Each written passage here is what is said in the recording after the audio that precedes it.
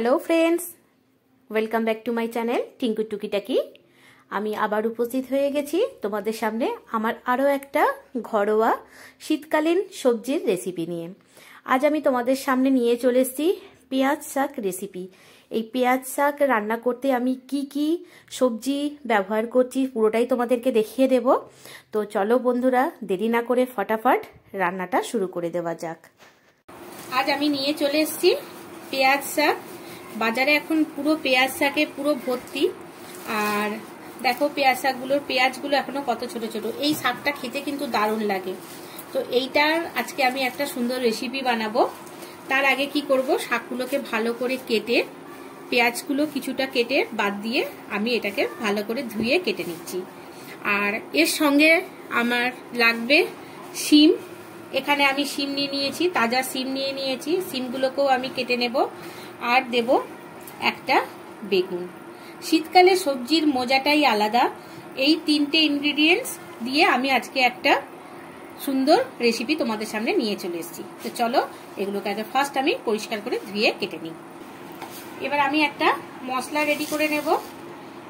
সেই জন্য এখানে দেব আমি 2 চামচ মতো সর্ষে দেব। আর দেব এখানে আমি পরিমাণ মতো পোস্ত। এটাও আমি 2 চামচ মতো পোস্তটা দিলাম।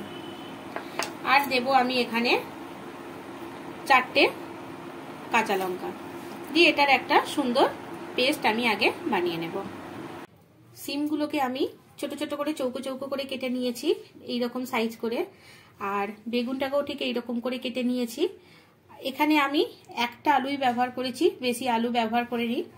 আর এখানে দেখো পেঁয়াজ শাকটাকে বেশ সুন্দর করে কেটে আর আমি পরিষ্কার করে ধুয়ে নিয়েছি। তো চলো এবার রান্নাটা চড়িয়ে দেওয়া যাক। এখানে আমি কড়াই চড়িয়ে দিয়েছি।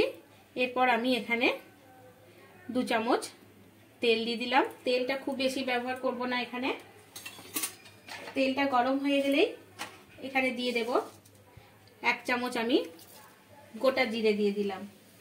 এখন এখানে লঙ্কা আমি কিছুই দেব না, শুধু তেলের মধ্যে অল্প একটু আমি এখানে হলুদ দিয়ে দিলাম। খুবই অল্প একটু হলুদ দিয়ে দিলাম। এবার এই তেলের মধ্যে এক এক করে আমি আলু, শিম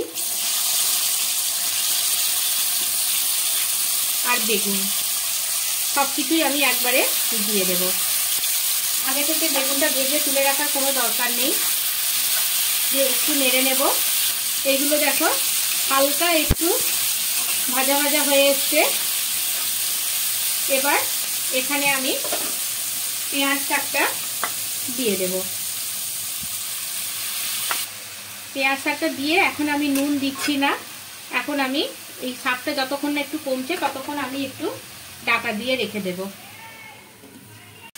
শাকটা দেখো অনেকটাই কমে গেছে।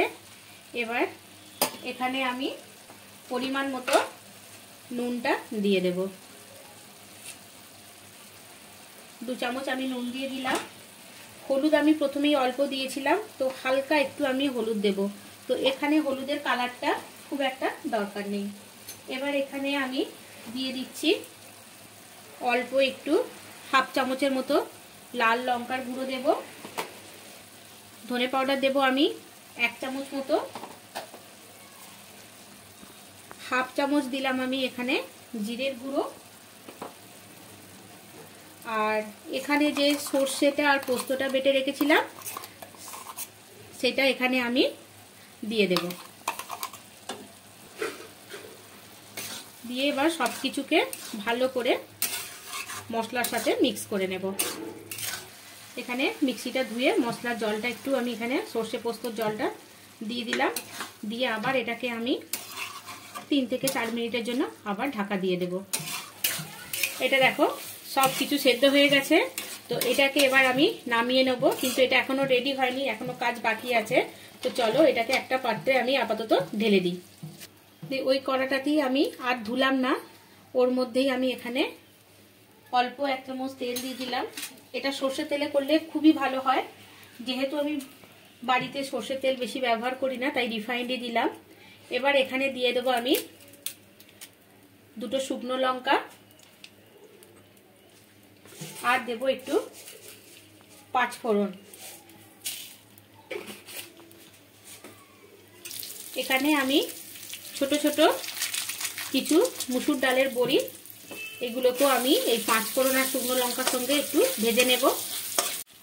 দেখো বড়িগুলো ভাজা ভাজা হয়ে গেছে। এবার আমি শাকটাকে আবার এর মধ্যে আমি ঢেলে দিয়ে দেব।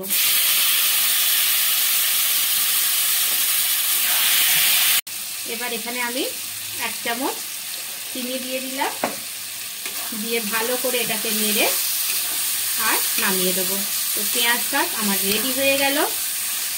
আর এইভাবে বানালে এতে কিছুই দিতে হবে না, মাছের তেল বলো মাছের মাথা বলো, ওই রকম করেও বানানো যায় মাছের মাথা দিয়ে বা মাছের তেল দিয়ে, কিন্তু এইটা একবার বানিয়ে দেখবে তোমরা, আমার মনে হয় খুব ভালো হয় খেতে এটা। তো চলো এতে আবার আমি ঢেলে দিই। এইটাকে আমি এবার একটা জায়গায় তুলে নিচ্ছি। দেখেই মনে হচ্ছে না খুব সুন্দর লোভনীয় হয়েছে? তোমরা এটা একবার বাড়িতে নিশ্চয়ই বানাবে, আর কেমন হয়েছে আমাকে কমেন্ট করে জানাবে। ভালো খারাপ যেটাই হোক কমেন্ট করে জানাবে। তো যদি ভালো লেগে থাকে লাইক তো করবেই, শেয়ারও করো সাথে। আর যারা নতুন বন্ধু চ্যানেলটি সাবস্ক্রাইব করে নিও, আর পাশে থাকা বেল আইকনটা প্রেস করে দেবে, নিত্য নতুন রেসিপির আপডেট পেতে তোমাদের সুবিধা হবে। পুরনো বন্ধুদেরকে জানাবো অসংখ্য ধন্যবাদ আমার সাথে থাকার জন্য, আমার পাশে থাকার জন্য। পুরানো বন্ধুদের অসংখ্য ধন্যবাদ জানিয়ে ভিডিওটা আমি শেষ করব। এখানেই আবার নিত্য নতুন ভিডিও রেসিপি নিয়ে আমি আবার হাজির হয়ে যাব তোমাদের সামনে। ততক্ষণ তোমরা খুব ভালো থেকো, সাবধানে থেকো। ভিডিওটা ধৈর্য ধরে দেখার জন্য অসংখ্য ধন্যবাদ। Thank you so much.